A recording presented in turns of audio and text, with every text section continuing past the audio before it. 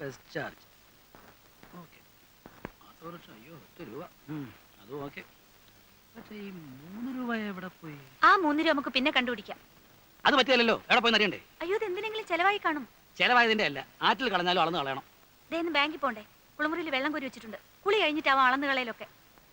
ഉണ്ണേട്ടാ ഓ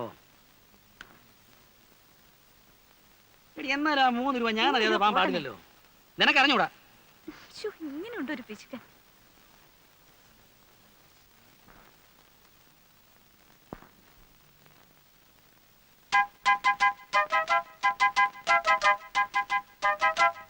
ഇവിടെ